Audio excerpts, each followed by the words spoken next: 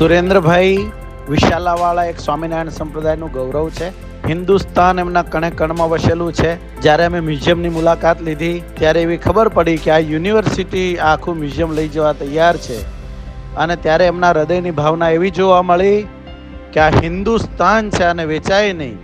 ત્યારે એટલું બધું ગૌરવ થયું કે સ્વામિનારાયણ સંપ્રદાયમાં આવા ભગવાનના મહાન ભક્તો છે, ચિંતન કરનારા છે, ચિંતકો છે કે જેનાથી આપણે ગૌરવ લઈ શકીએ છીએ. સુરેન્દ્રભાઈના દિલમાં સત્સંગ પચ્યો છે, એમને સત્સંગને પચાયો છે.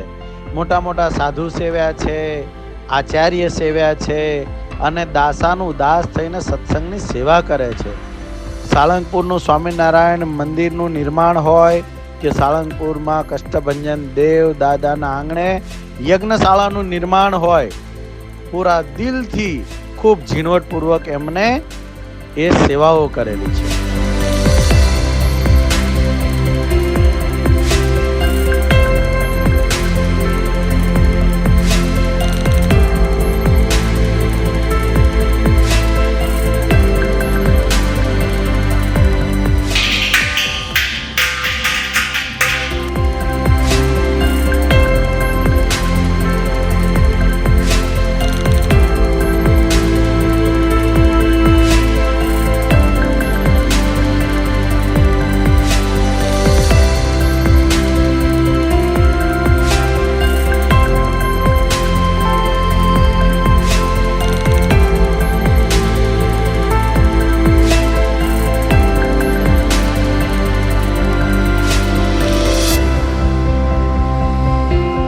આપણે વિચાર કરીએ કે દેશ દુનિયામાં ભારતનું નામ આટલું બધું ગૌરવનું કેમ થઈ રહ્યું છે, ત્યારે આપણા માનનીય વડાપ્રધાન નરેન્દ્રભાઈ, અમિતભાઈ અને દેશના ખૂણે ખૂણે બેસેલા સુરેન્દ્રભાઈ પટેલ જેવા અનેક લોકોના દિલમાં દેશદાજ છે.